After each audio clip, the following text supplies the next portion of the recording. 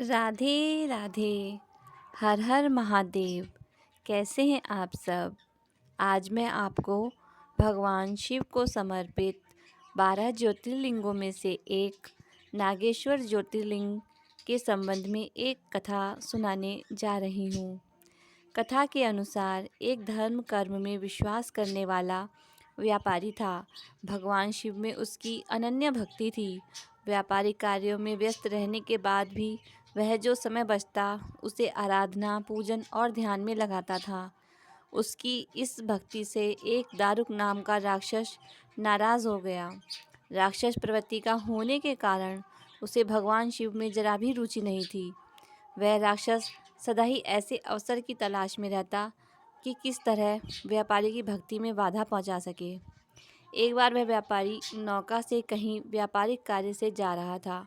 उस राक्षस ने यह देख लिया और उसने अवसर पाकर नौका पर आक्रमण कर दिया और नौका के यात्रियों को राजधानी में ले जाकर कैद कर लिया।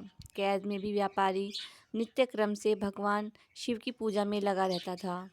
बंदी गृह में भी व्यापारी के शिव पूजन का समाचार जब उस राक्षस तक पहुंचा तो उसे बहुत बुरा लगा। वह क्रोध भाव में व्यापारी के पास कारागार में पहुंचा।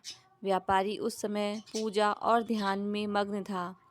राक्षस ने उस पर उसी मुद्रा में क्रोध करना प्रारंभ कर दिया।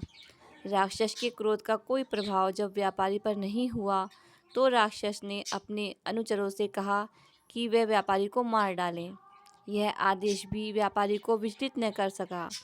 इस पर भी व्यापारी अपनी और अपने साथियों की मुक्ति के लिए भगवान शिव से प्रार्थना करने लगा। उसकी भक्ति से प्रसन्न होकर भगवान शिव उसी कारागार में एक ज्योतिर्लिंग के रूप में प्रकट हुए और व्यापारी को पाशुपत अस्त्र स्वयं की रक्षा करने के लिए दिया। इस अस्त्र से राक्षस दारुक तथा उसके अनुचरों का वध कर दिया। उसी समय से भगवान शिव के इस ज्योतिर्लिंग का नाम नागेश्वर के नाम से प्रसिद्ध हुआ। बोलो उमापति महादेव की जय। हर हर महादेव।